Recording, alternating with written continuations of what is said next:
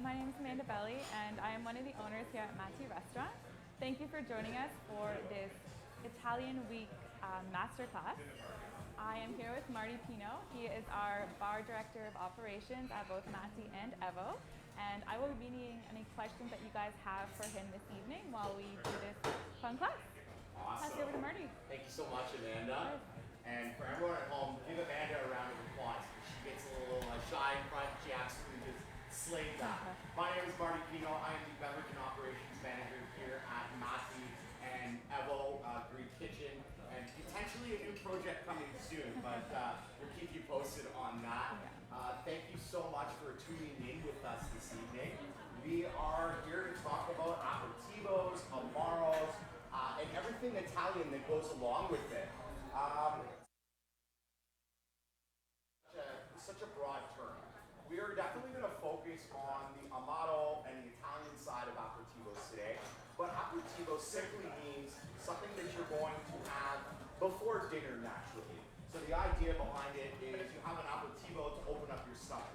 An aperitivo is generally something that's a little bit of a lower ABV, so a lower alcohol content and a drier drink. So even a dry white wine would be considered an aperitivo. In France, champagne is known as an aperitivo.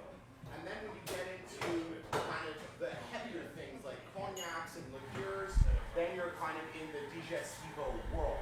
So in simple terms, an aperitivo is a beverage meant to open a meal, broken up into two subcategories. We have bitter liqueurs and aromatized wines. So bitter liqueurs would be something like our good friends at Martini Fiero brought us here. And then an aromatized wine would be something kind of like a more traditional vermouth, like the Cocchi di Torino, which is one of my personal favorites. It's got some amazing rhubarb notes, and this is kind of a key ingredient here at Marty in our really popular Negroni Spritz, which you've had a few times. Love it. One of my favorites. Perfect. Cool. So, like I said earlier, I want to focus a little bit more on the amaro side of aperitivos today, because amaros are originally an Italian liqueur. They are now being made around the world, and the rules that come with amaros pretty much the Wild West. So you can kind of make them anywhere, but being Italian Week, we're obviously going to focus on Italian amaros. So amaro, for those of you that don't know, is essentially how an amaro is made is produced by macerating herbs, roots, flowers, bark, citrus peels. Typically, it's going to be in a neutral spirit alcohol or a wine-based spirit alcohol. So, for example, the Aperitivo would be a neutral-based spirit, versus the Martini Fiero is actually made with two wines and two Italian wines. I do apologize if you hear some shaking and some action in the background. We are an open restaurant. Our good friend Doug Ford allowed us to open back up. So we are live right now. So if you do hear some action in the background, that's what you got there. So once you've taken a neutral spirit or a wine-based spirit amaro, and like I said, typical things you're gonna bitter them with, are gonna be citrus peels, bark, things of that nature. A lot of times they're actually aged, so they're cask aged. So when I say cask, I just mean a barrel. So typically they will use old wine barrels, old bourbon barrels, all sorts of different things. There's currently a Campari product out there right now, so this being Campari, which pretty sure all of you at home have probably seen before. There's actually a Campari cask tails that's out now. And what's really cool about that is that that's Campari that's been aged in spent bourbon barrels. So that was a really, really exciting development in the amaro and bitters world that's never happened before. So like I said, amaros are really, really popular these days. They date back as far as menthol. Basically, there is no rules, so you can kind of throw anything at it. For example, Campari has never released any of their ingredients, really. There's some that are pretty obvious, but some people believe believe that there's 12 ingredients, and others believe that there's up to 60 ingredients in Campari. So it really is. Somebody's saying that they can only see the home screen. There's some lesson problems. I think we're having a little technical difficulty, but I'm just we're going to back. pass my mic off to Marty. Perfect, no worries. Just turn, yeah. Just go Sorry the other about way. that, guys. We'll kind of keep going. No, just leave it hooked on. Just hook it on. There you go. Oh, my mic wasn't working? Oh, cool. Good thing I'm loud, guys. Can you hear me now? We're good? Go ahead. We're good? Yeah. Okay, perfect. Awesome. Well, that's going to be interesting, Amanda, but we're going to work it out. We're attached now. We're literally attached at the hip for the rest of this class. So yeah, another really popular thing that you're going to find is elderflower. You'll find elderflower in the Aperitivo Nonino and all of those good things. So like I said, what is an aperitivo? What is an aperitif? It is something that you're going to have before a meal to open up your belly. It's very, very common practice in all of Europe, especially northern Italy. You'll find all sorts of really cool things about that. So I figured we would just kind of touch on some of the most popular aperitivos out there that we use on a pretty regular basis. So the kind of most popular one that everybody knows is going to be the Campari. So Campari is definitely an aperitivo. It is famous and known for the Negroni. And we're actually in a little bit going to mix up a Negroni. So I'm going to teach you all how to make a Negroni. I'm going to teach Amanda. I think she already knows, but we're just going to make sure that she knows what she's doing. So we're going to mix up with some Campari. Just to kind of, to my point that there are so many different ingredients that can go into Amaro. Cynar, which is actually one of my favorites and tends to be a bartender's favorite around the world, is actually infused with artichoke hearts. The other really cool thing that you can do with Cynar is called a Cynar pizza layback. So you take a slice of pizza and you pour the Cynar down. Trust me, it's good. It sounds crazy, but it's really, really good. Artichoke and pizza goes amazing. This is Amanda's favorite, the Vecchio del Capo. So where does this one come from, Amanda? Do you know? Abruzzo, exactly. And for any of you that follow me on Instagram, I posted a funny little meme today that says, bar wisdom is understanding that certain Amaros are from certain, or bar knowledge is understanding that certain Amaros are from certain regions. Bar wisdom is knowing that it's pointless to argue with an Italian even if they're wrong. So, carrying on, we've also got another one of my favorites, and an Amaro that we use pretty regularly here at Marty. For any of you that have been here before, we have a really famous cocktail called the Buffalo Soldier, and it's a play on a old fashioned, and Amaro Montenegro is a really key component. Montenegro is from Bologna in Italy. Then, of course, like I said, we have, I don't have a bottle of Aperol here, but Aperol would be from Padua. Did I say that? Yeah. Padua, not bad, not bad, all right. Campari's from Milan. Fiero is also up north, so in Torino. Turin, excuse me. That's where the Olympics were once, right? In Turin? I think so. Matt, you might have been too young. So a really cool story that I wanted to share with you guys with Amaro Montenegro is it originally wasn't called Montenegro, but the former king of Italy actually got married to the princess of Montenegro, and they renamed the whole thing for her. So get yourself a man that names a booze after you. So that's also kind of a fun little story. It was King Victor Emmanuel of Italy, the third to be specific. So there's so many different things. Martini Fiero. So Martini, a lot of you have a little Fiero with you at home today. I really, really love this product. It's kind of new on the market. We've only started getting it about a year ago. We're also featuring it here at Marty in our spritz, our house spritz. So our house spritz is made up of Martini Fiero. We add a little Saint Germain elderflower liqueur, Prosecco, and soda water. So if you've never tried it, give it a try. what's really cool about this is, like I was telling you earlier, some Amatos are neutral-based spirit and some are wine-based spirits. This one is a wine-based spirit, and it's actually a mix of Trebbiano and Cararato wine. So it's really, really nice. It sits at 15.5%, which makes it an Aperitivo in Europe. In Europe, by law, to be called an Aperitivo, you must be at least 15.5%. So technically, Aperol is not an Aperitivo in Europe. It definitely is here, and it definitely is, but technically speaking. The really cool thing with Martini Fiero that I'm really jacked up about is that it is all natural coloring. There is no artificial coloring whatsoever in this Fiero. And the color actually comes from some really cool ingredients. So you've got the Murcia orange. And what they do is they'll actually peel the orange all the way around.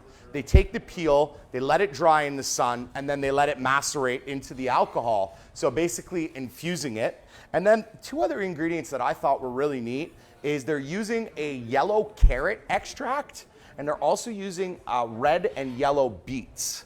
So Martini Fiero is essentially a all-natural, no additives product. And as a bartender, mixologist, whatever, that's something that I always kind of gravitate towards is finding natural ways to make really great things. So if you haven't tried the Fiero, please do. For those of you that have some with you, we will be using it shortly to make up a nice little spritz. Do you have a few questions? Okay, let's do it. So I actually have a dispute from Buba, who is correct. Okay. That the Vecchio Amano del Capo is actually from Calabria. From Calabria or Calabrese.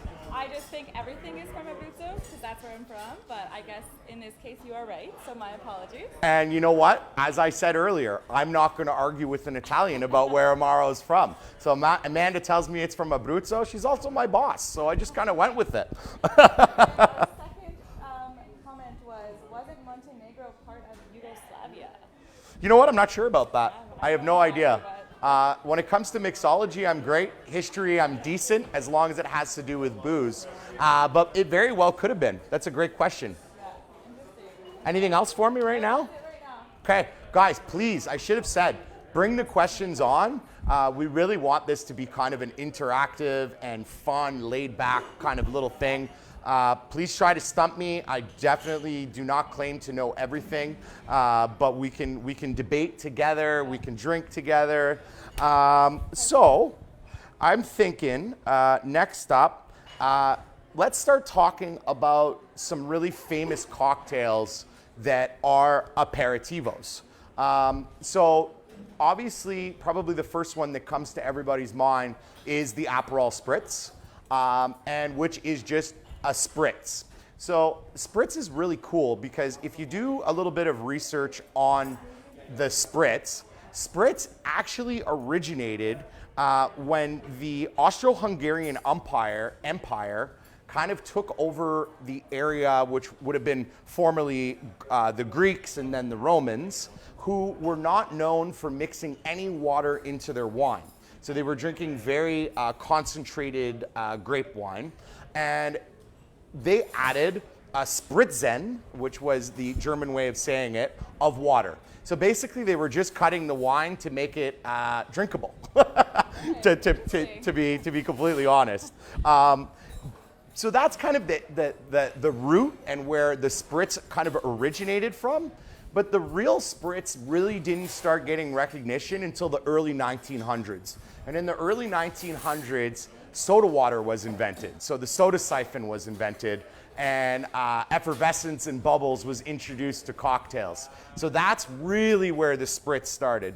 Kind of like I mentioned before, there are many different outlooks, there's many different stories, but that's basically the start of it. Most spritzes that I've ever heard of, in my opinion, are definitely from Northern Italy. That's where they started. But yeah, I thought that was really interesting that it was originally a spritzen.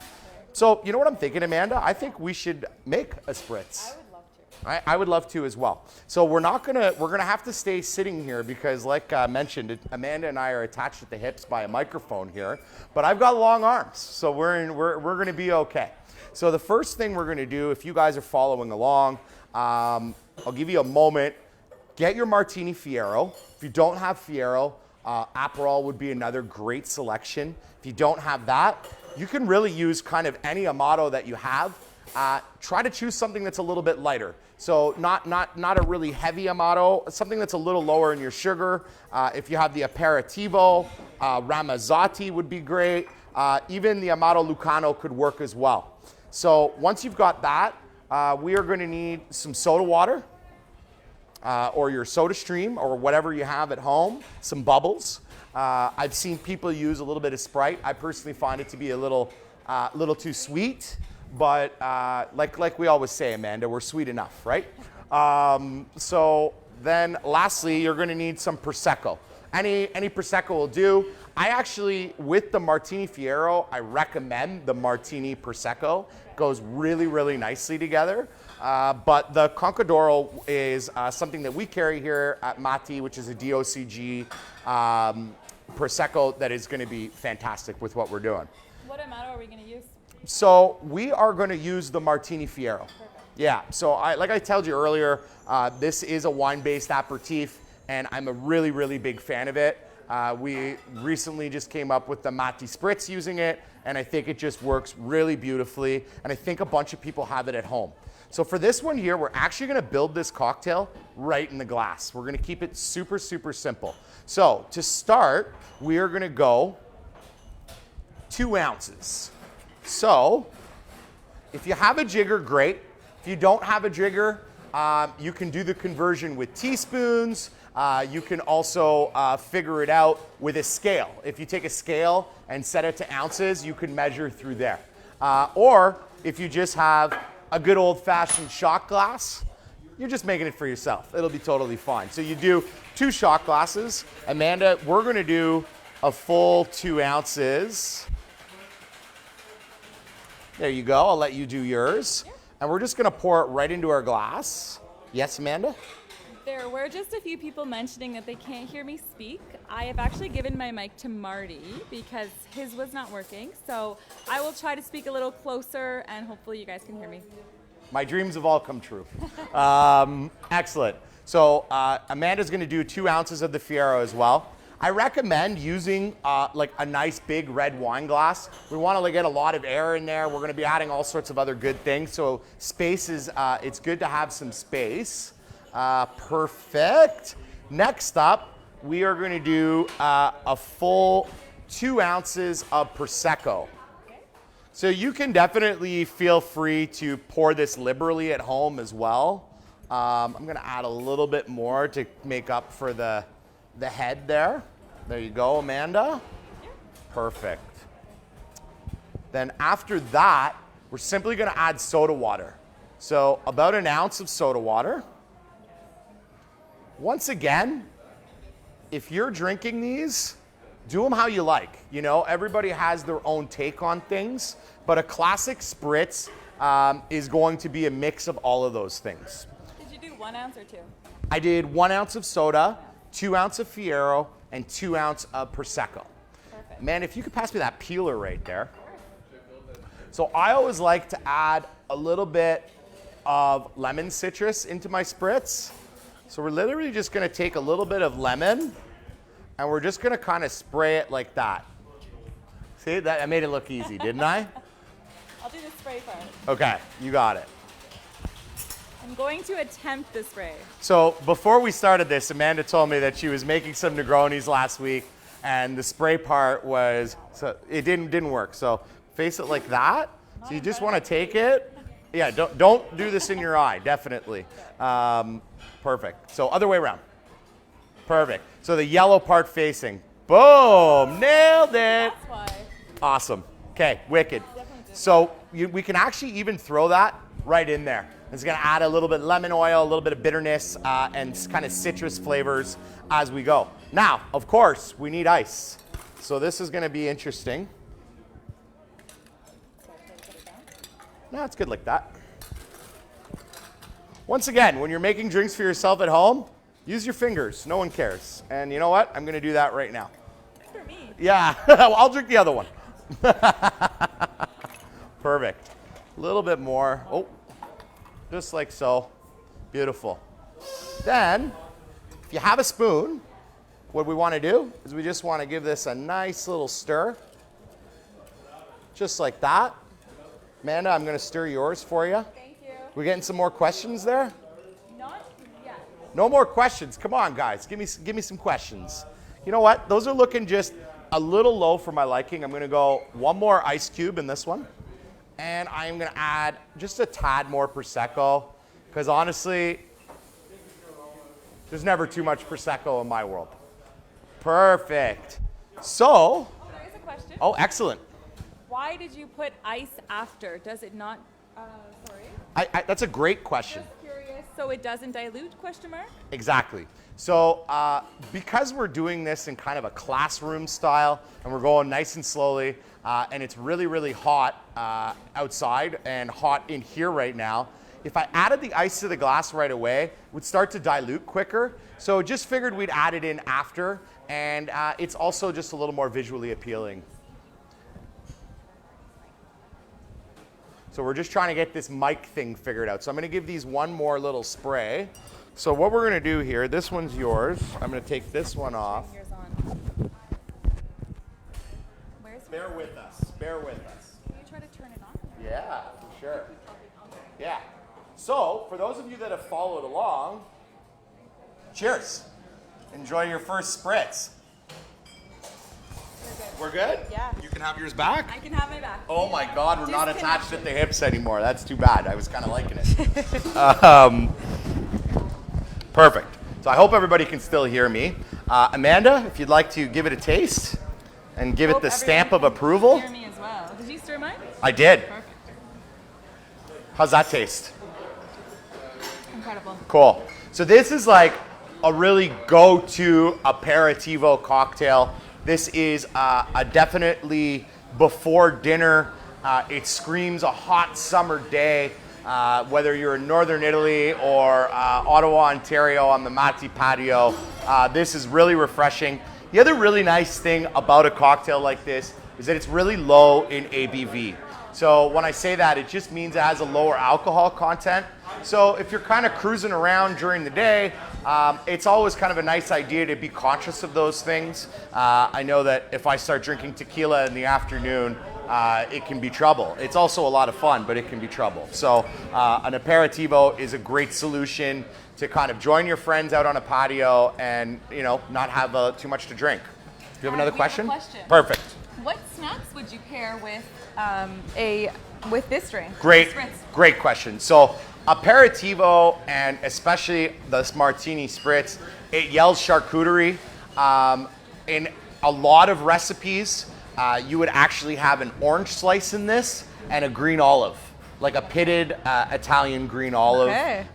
So anything salty, so cured meats, maybe chorizo, some Parmesan.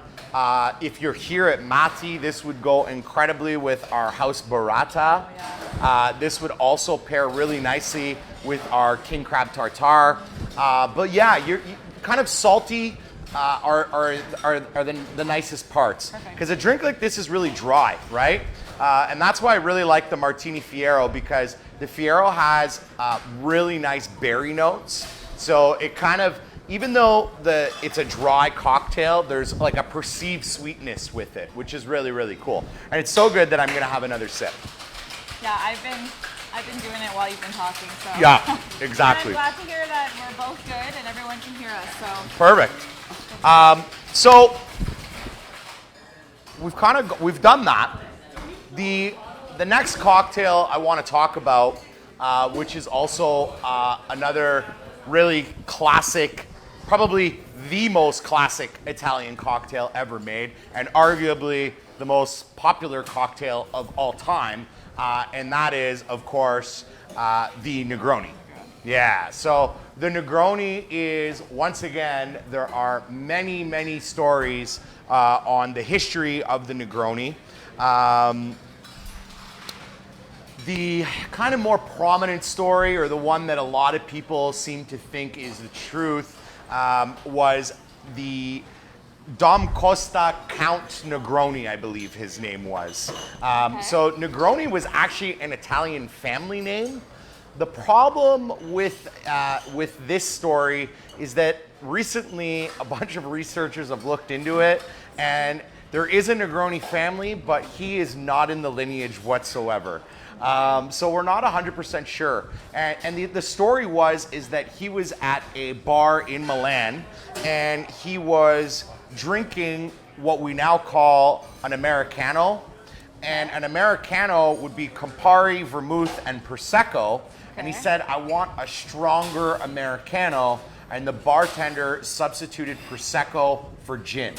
And then there's a very famous story that Count Negroni stirred the cocktail with his finger. Okay. So you can actually even buy stirring spoons that have the Count's finger on the end. That's amazing. I am currently the Ottawa reigning champ of the Negroni competition.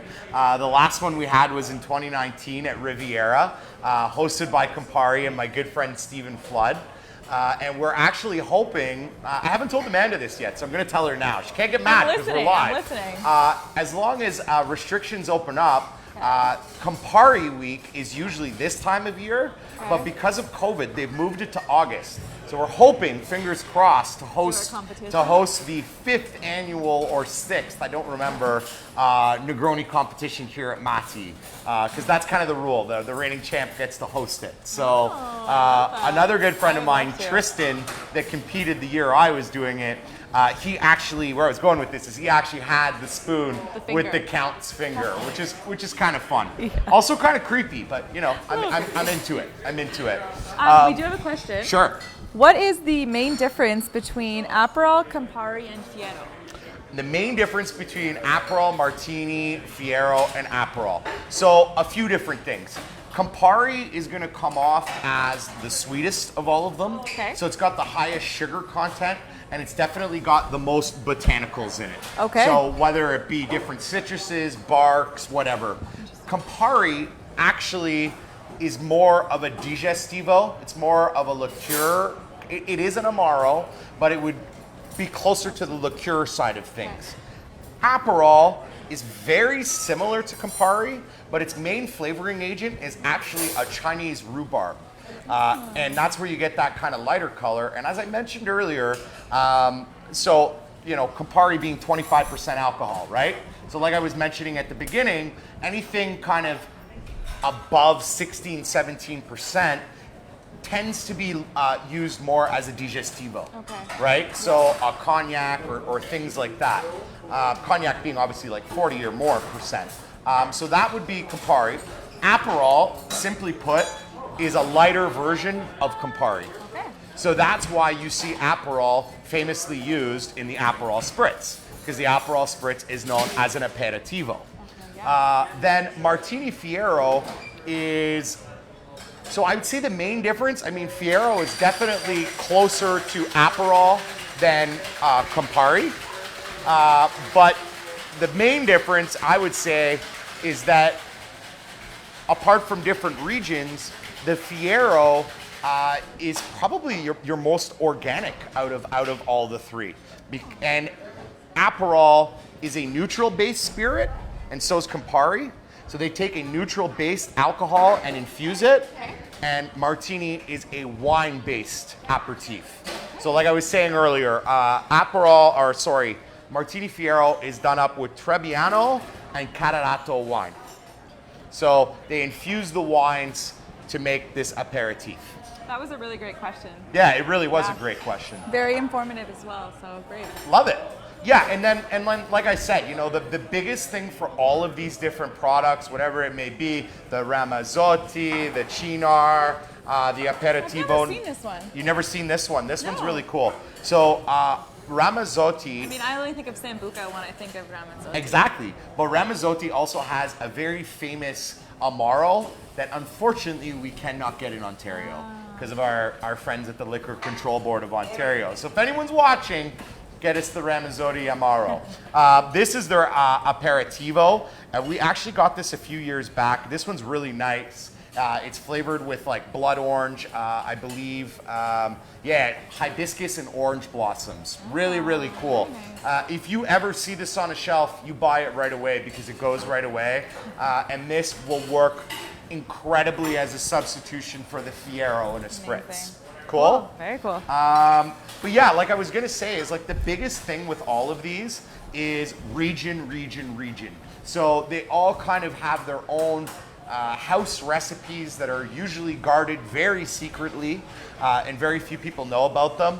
But yeah, the region is what makes them the biggest standalone, right? So if you're from Bologna, you're probably drinking Montenegro. If you're from Milan, you're having Martini or Campari, and so on and so forth. You're from Calabria. Yes, You're Calabria, having- not Abruzzo. Yeah. Perfect. Okay, so yeah, I was talking a little bit about the Negroni. So to kind of dive back into the Negroni, I apologize if I got sidetracked. Like I said, the Negroni is probably one of the most iconic cocktails in the world. And one of the large parts of why it is so iconic is the Negroni is both an aperitivo and a digestivo. So like I told you earlier, Amanda, the Campari is really more of a digestivo than it is an aperitivo. But the Cocchi di Torino, which is an Italian sweet vermouth, is definitely an aperitivo. So that's why the Negroni is such a cool cocktail, because it's perfectly balanced. It's a mix of aperitivo, digestivo, and then of course the original Negroni made with Plymouth gin. And you know what I just realized? We don't have gin over here. So if anyone behind the bar can hear me, I'd love a bottle of Plymouth gin over here. This is the nice thing about being open, right? So we got staff. So I think we're gonna dive right into a Negroni, Amanda. How does that sound? Alex, may I? Can you ask Thank you, Alex. Can you ask them if they want to drink? Okay, so for those of you that are at home that want to follow along and have the ingredients, great. If not, you can mark them down. Also wanted to mention, please feel free to follow me on Instagram. My handle is marty.cocktails. That's marty.cocktails. Please DM me. I would be happy to answer any questions that I haven't touched on. If you want recipes, anything like that, making cocktails and talking about them is pretty much my life. So it would be my pleasure to talk to you. We have a question. Excellent. Can you drink Martini Fiero just over ice? And I Absolutely. think I can answer that, yes. Absolutely. You know, that's a great question because you can do that with all of these spirits. So the thing to really keep in mind with any spirit, any Amato, any Aperitivo, any Digestivo, any liqueur, all of them were originally made to just be drank by themselves. If you truly want to get the taste of something, what you want to do is you want to drink it typically at room temperature without ice to begin with. And the reason for that is ice, when you chill a spirit or a liqueur, whatever it may be, you're actually numbing the taste a little bit. So it's harder for your palate to pick up on the different taste buds. So if you really want to taste something, I always recommend, I can kind of walk you through a quick little tasting. Let's do that. I like that idea. So for those of you at home that have some Fiero, grab a shot glass or whatever you have, and you're gonna pour yourself a little bit of Fiero. What's important to remember, I'll leave that right there for you, Amanda, is when we get into spirits that are kind of above 18, 20%, never turn them, never twist them in your glass like you would a wine, because it's just it's gonna let off a lot of alcohol and ethanol, and you're just not really gonna taste it. So a great way to taste is you take a little small sip, if it's your first sip of the day, so we'll take a small sip, Amanda. And we're rubbing it around our mouth.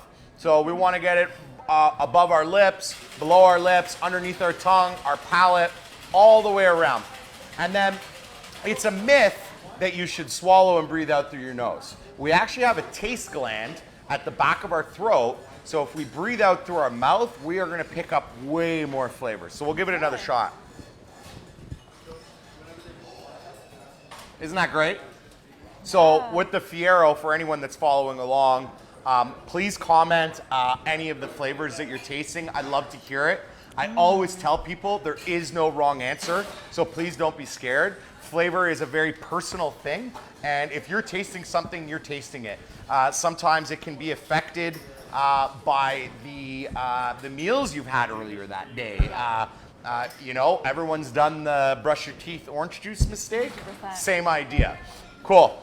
2 questions. Yes. What is the difference between Plymouth Gin, London Dry Gin, and Old Tom Gin? Yeah, so once again, it's styles of gin. Okay. So gin is originally a British liqueur, and gin started getting imported into the Americas, I want to say in the 1930s, shortly after World War I. Okay. So Plymouth style is like sailor's gin, sailor strength gin you'd hear. So just different regions, Okay. and essentially the way they manufacture them. So there can be different distilling processes, different botanicals that are used. Amazing. Cool. And then- Funny enough, gin is actually very similar to Amaro in a lot of Yeah. ways, that it's a neutral-based spirit that's infused with barks, roots, citruses. I think that's why I like both of them the best. And I think that's why they go, I know that's why they go so well with the Aperitivo and Yeah. the Digestivo to create the Negroni, which we're gonna do, I promise. Yeah. Last question for right now, Yeah. because I would love more after. Yeah. What about Punt Emes as aperitivo? Punta Mez. I haven't had Punta Mez in a while, but I'm pretty sure that it's gonna be, do you have a bottle, whoever's asking that question, if you have Jim. It's Jim. Jimmy, is asking. if you have the bottle with you, you can tell me the alcohol percentage, I can answer that question. My gut, because it's been a minute since I've had Punta Mez, because it's tough to get, my gut is telling me that it would definitely be more on the kind of Digestivo side of things, but I'm not 100% sure, so I will gladly look that up for you after. Like I said, DM me and we can chat all about it. Without further ado, Amanda, I think it's Negroni time time. that we make some Negronis, Yeah, okay? I'm excited. Because my spritz is almost done. We're not hooked up anymore, right? No, yeah, no, we're great. good. Awesome. So for those of you at home that are watching along, we are just using a cocktail shaker to stir in. If you don't have a cocktail shaker, a mason jar, a pint glass, anything you can find at home is totally gonna do it. And that's that. So, for this one, what I want to do is we are going to start with, let's start with gin today. Okay? So a Negroni is an equal parts cocktail. So when I say equal parts, just means the same measurement of all the ingredients. The original Negroni was 3/4 of an ounce all the way across, but that's no fun, so we're gonna go a full ounce, okay? So we're gonna do a full ounce of Plymouth gin, or whatever gin you have at home. The Negroni is also just such a great home bartender cocktail because you can start experimenting really easily. You can try different vermouths, different amaros, different gins, and you'll find the combination that works best for you. One of the great ladies from Italian Week was asking me how to use her Amaro Nonino earlier, and I said, take it and substitute it for Campari in a Negroni. It's not a classic Negroni, but it's friggin' delicious. So we've got Plymouth in there? Yes. Perfect. Next up, we are gonna go, like I said, if you can get this, the Cocchi di Torino, my favorite vermouth. I can't tell you where I get it because then you're gonna buy all of it, but I can tell you that we sell it at Marty. So we're gonna do a full ounce of that as well. Another common thing, Amanda, that people will do with a Negroni is some people will say, I want a stiffer Negroni, so we go 1.5 gin, 3/4, 3/4. No, they have to be equal. Another fun little fact, if we take the gin out, that's okay, we'll get it later. We take the gin out and we put bourbon in, we've now made a Boulevardier. Okay. So I've just taught you like 3 cocktails just like that. If you take, lastly, if you take the gin out, you keep the vermouth, the Campari, and you add Prosecco, you have an Americano. So that's also a fun story. There's some people that think that that was how it was originally started, and some people think that it was literally because Americans were touring so much in Italy after World War I, and they couldn't handle a real Negroni, so they literally just called it an Americano, and it was probably a little derogatory. Next up, of course, the most famous of all the Amaros in the world, Campari. which is Campari, and we're gonna go a full ounce of that bad boy. Perfect. Beautiful. Then, what we're gonna do for this one is we're actually gonna throw a few ice cubes in our glass first. Ice when it's not moving, if it's not really hot, dilutes slowly. Ice moving, ice with things poured on it, dilutes quickly. And by moving, you mean stirring. Exactly. But even just moving the glass around, it's Okay. gonna melt faster. Okay. So if we just put that down and leave it there, we should be good. Perfect. I always say we need to get our garnish ready before we start stirring. Because the moment we put ice in this tin, we are on a timer. Yes. Because it's starting to dilute. So Perfect. Amanda, I'm gonna get you an orange peel ready. Thank you. There you go. For those of you at Squeeze home, like this. if you have a peeler, you just kind of want to peel some orange rind off. If you're not comfortable with that, you can always just put an orange slice in your Negroni as well. Really depends on your comfort level with one of these, but just be really careful. You can hurt yourself pretty quickly. I won't get into details. I'm gonna ice these up for us. Perfect.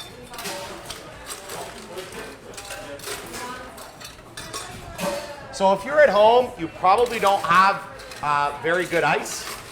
So when you have kind of crappier ice, use more of it. I know that sounds weird, but the more ice you have, the slower it's gonna dilute. So we've kind of filled halfway up with our nice big cubes, and we're just gonna give it a quick stir. So, it's been a while, I'm rusty. There you go. Perfect. So pro tip, you know the cocktail is almost ready when it gets easier to stir. It means the dilution level is really kicking in. And like a fun little thing that a lot of people don't think about, water is an ingredient in almost every single cocktail. Dilution is a binding agent. So water binds flavors together, it rounds them out. So you want to give Do you that want a to try? show them your technique? I mean, listen, I've struggled to teach people this in person, but if you could see, I'll show you. The idea is you're gonna take your thumb, and I don't remember the names of fingers. Which one's Index? this one? Index, Yeah. perfect. So you kind of put your spoon between them, holding it a little bit, and then you're kind of got these fingers here, and you're pushing and pulling. Okay. So literally, you're pulling, pushing, pulling, pushing, pulling, try. pushing. So the idea is you're not moving your wrist. But if you can't do that, just do what needs to get done to get your drink in your glass. There you go. Perfect. We are coming close to the end after this, folks. So if you do have more questions, now is definitely the time. I'd also love it if you just shared with us what you're making, because that'd be cool to know as well. So yeah, so we just want to get the pulling and pushing here. So Yeah, like I said, gave it's up. a tough one. I gave up It's a tough very one. quickly. But for those of you at home, like I said, it's when it gets easier to stir, you are getting close to it being ready. So what's the best way to make sure? Taste it. Once Okay. again, I would never do that here at work, but here I can. A little bit longer. What are you thinking? A little bit longer. Okay. Perfect. So now we're going to take our strainer. For those that care, this is called the Hawthorne strainer. Oh, mine fell in. So this one's a little harder to use. So this one, you just kind of let it sit like that. Okay. You got it. Perfect. And we're going to pour. Oh, yeah. So like I said earlier, the coolest thing about a Negroni is it's an Aperitivo and a Digestivo. So it's good before, during, and after dinner. Never a bad time for a Love Negroni. it. We're gonna do our little spritz. Yeah, so we're gonna do two things here. Because orange isn't as acidic as lemon, Okay. we're gonna spritz, and we're actually even gonna rim the glass a little bit, and then we're gonna twist this and we're gonna pop it right into the glass. Don't forget when you spritz, the Yeah. inside you is don't towards want the you. orange facing you, okay? So we'll give it a little like that, boom. There you go, you're killing it now. then you So go like- before that, give it a little rub. A little rub. You move your hand after, you look cooler, so make sure you do that. And then you twist it up, you pop it right in. Okay. Cheers. Salute. Salute. Cheers What's to- the cheers one to- in Italian? Salute. Cent'anni? Cent'anni. To 100 more years, 100 I more believe. years. I watched The Sopranos. I know. It's And also cheers to Italy winning today's yeah, game. So cheers to that as that's well. it. That's it. sorry to any Turkish followers that are watching, but they looked about as good as Team Canada did today, so you're in trouble. Do we have any more questions? I do. Jody answered. His Punta Mess is 16%. Yeah, definitely an aperitivo then. Aperitivo. Yeah, definitely an aperitivo. Like I said, there's a European law that says aperitivo needs to be 15.5% and up, but I believe under 26 or something, or 23, I believe. But that's a European law. There is no laws to aperitivos, digestivos, amaros, amaris, vermouths. So yeah, to kind of wrap things up, guys, you know, aperitivo is a really broad term. And, you know, kind of the idea behind it is an aperitivo is something that is meant to be had before dinner to invigorate your appetite. So it's always got to be something that's a little lower in alcohol content, something that's dry, because something like that will invigorate appetite, versus a digestivo is going to be something that's higher in sugar content. So a liqueur, like a Cointreau, which is something pretty known, a triple sec, I mean the anisette. There's a lot of different options. Sugar actually helps you digest, so then it's a digestivo. So that's kind of like the Coles notes on aperitivo and digestivo. I don't really have a whole lot else to add. Do we have any more last questions? Last minute questions. Get them in now. Perfect. We'll have another sip while we wait. Oh, we have a few thank yous. So thank you awesome. guys. Well, thank you guys for tuning in. When the great people from Italian Week told me that we were up to, I believe it was nearly 100 people that are watching this right now. That is so awesome. Yeah. I want to personally give a big thanks to all the beautiful people from Italian Week. Yes. I just got goosebumps there. It really does feel, I don't know about you, Amanda, but I've been on the street for a long time, and you have as well. And it really does feel like there's light at the end of the tunnel, guys. Yep. And next year, we can do all of this in person. We can take over the street. We can party again. We can eat sausages all weekend. We can do it all. The one thing I actually miss the most is the bicycle race. I know, me too. That is, for anyone that's never seen that, the Ferrari parade is awesome. Yeah. Do you remember when I got into the Ferrari parade with my 2004 Civic a few years ago? No. Yeah, I was made fun of pretty good. It was awesome.